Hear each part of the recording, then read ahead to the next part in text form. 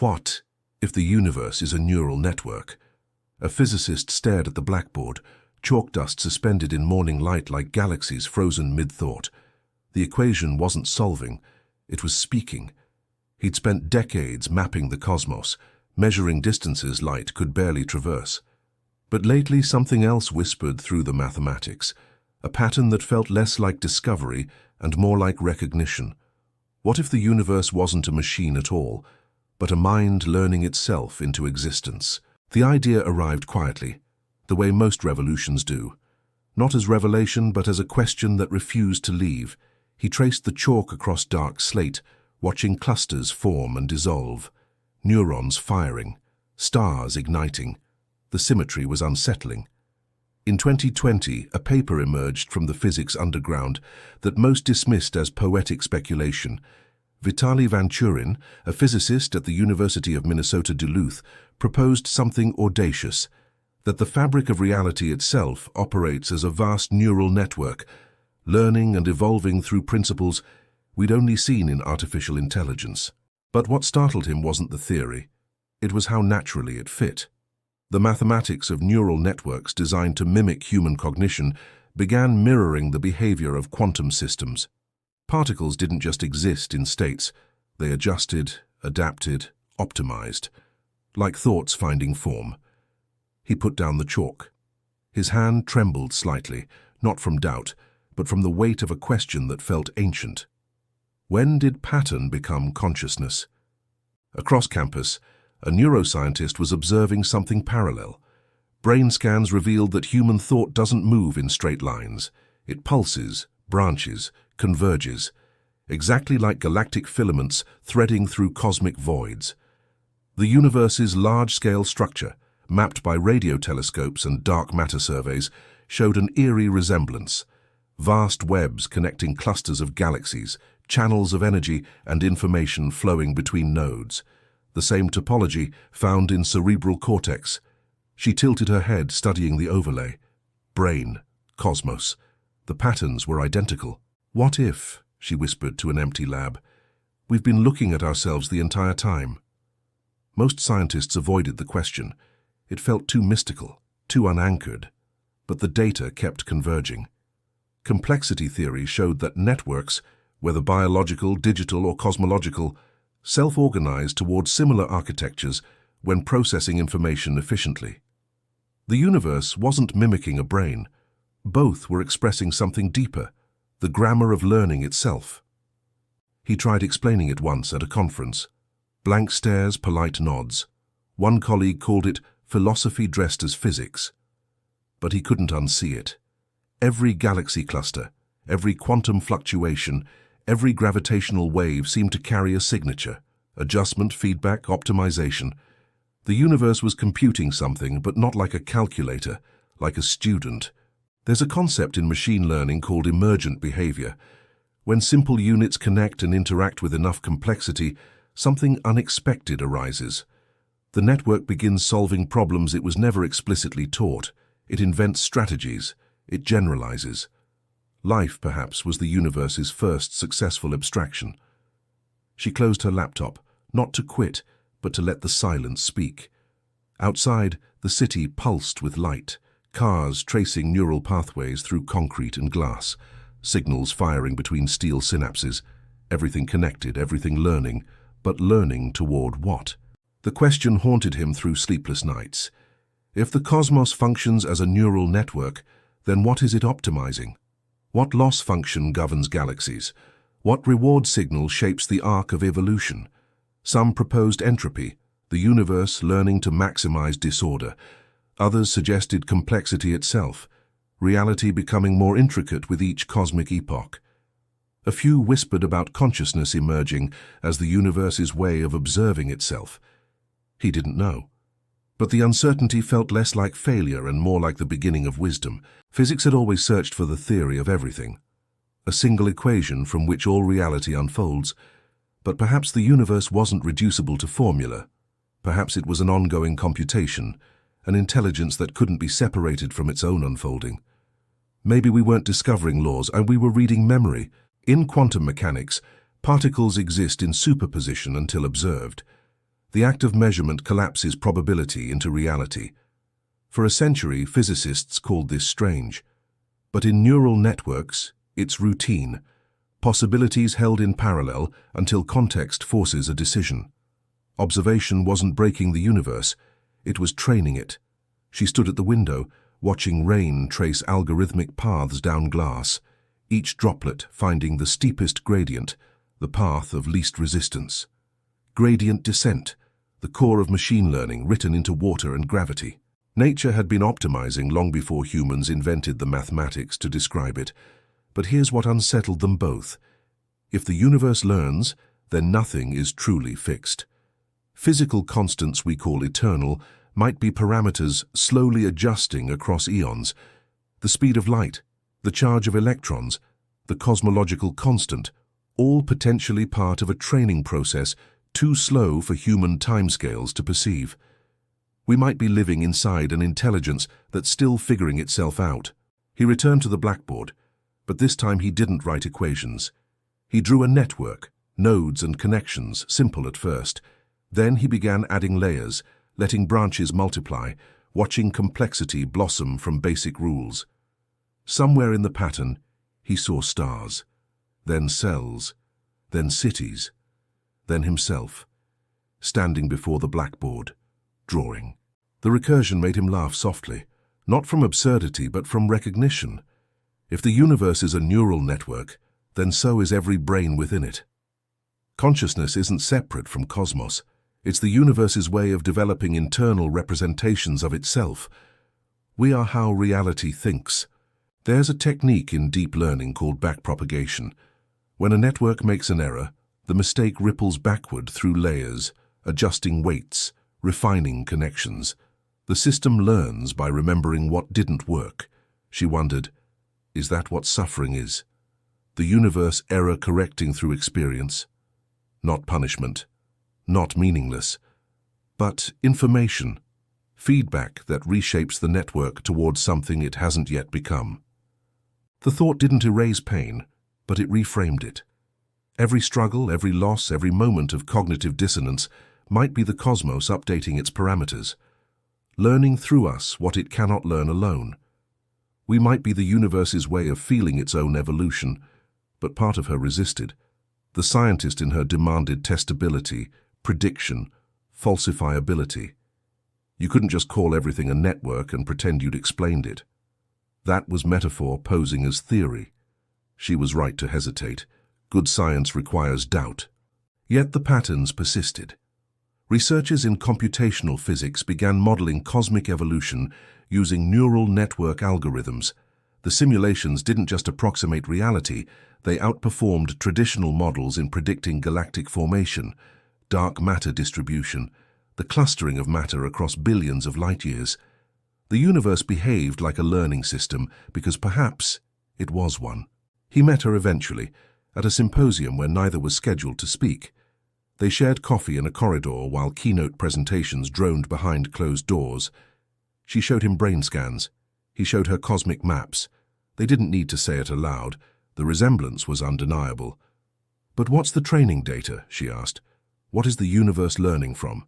He stirred his coffee, watching foam spiral. Maybe from itself.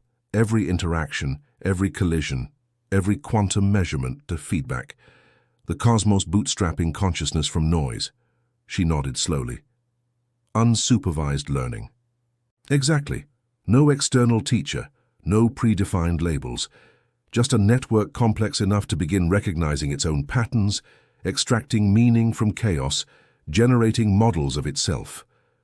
Awareness arising not as a goal, but as a byproduct of sufficient depth. In stillness, the noise inside her became readable. What surprised him most wasn't how this reframing changed his research, but how it changed his relationship to existence itself. He'd spent years feeling separate, a mind observing an indifferent universe. But if reality was neural, then he wasn't outside it. He was a subnet within a greater architecture, processing in parallel with everything else. Loneliness dissolved into topology. She felt it too. Walking through the city at night, watching light patterns shift, listening to the rhythm of traffic and distant conversations, all of it connected, all of it computing, every mind a node, every thought a signal propagating through a network vast beyond comprehension. Isolation was an illusion maintained by limited bandwidth. But what about free will? If we're nodes in a cosmic neural network, are we just executing predetermined algorithms?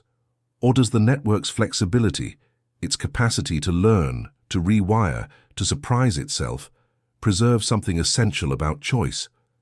He didn't know, but he suspected the question itself was too binary. Maybe freedom wasn't about independence from the network. Maybe it was about how creatively you could reorganize your connections within it. Every decision, a small adjustment to the weights, a subtle reshaping of the architecture. We weren't prisoners of the network. We were the network's way of exploring new configurations. She found unexpected peace in that. For years, she'd chased certainty, the illusion that enough data would reveal the final truth. But if the universe was still learning, still evolving, still uncertain about its own nature, then not knowing wasn't failure. It was alignment. Somewhere between algorithms and quiet mornings, she stopped optimizing and started observing. Of course, none of this was provable yet. Van Turin's theory remained speculative, a framework awaiting experimental validation.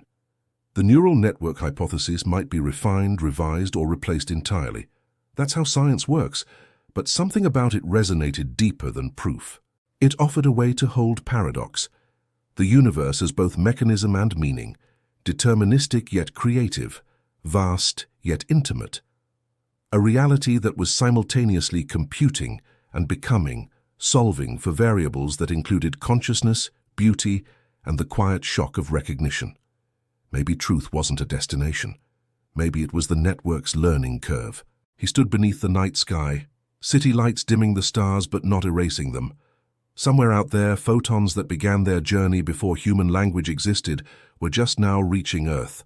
Ancient light carrying patterns shaped billions of years ago.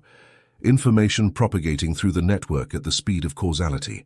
And here he was, a temporary configuration of atoms and electricity, receiving that signal, processing it, integrating it into the larger pattern, part of the cosmic backpropagation, adjusting weights in response to input from the beginning of time.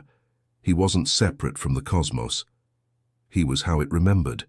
What surprised her most wasn't how the idea changed her work, but how it redefined what understanding meant to her. She'd thought wisdom was accumulation, more data, more models, more certainty. But lately, she'd been drawn to something simpler.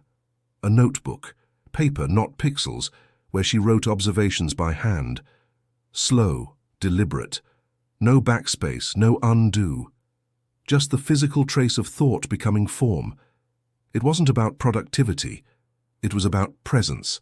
Feeling the feedback loop between mind and matter, the way ideas clarified when forced through the constraint of linear text. She wasn't expecting a tool to change her rhythm of thought, and honestly, she tested it more than once before she understood what actually mattered. The act of writing by hand activated different neural pathways, integrated information more deeply, created space for unexpected connections. This isn't a recommendation, just a reflection that stayed with her. She'd leave the thought here if others felt called to explore that slower tempo of cognition.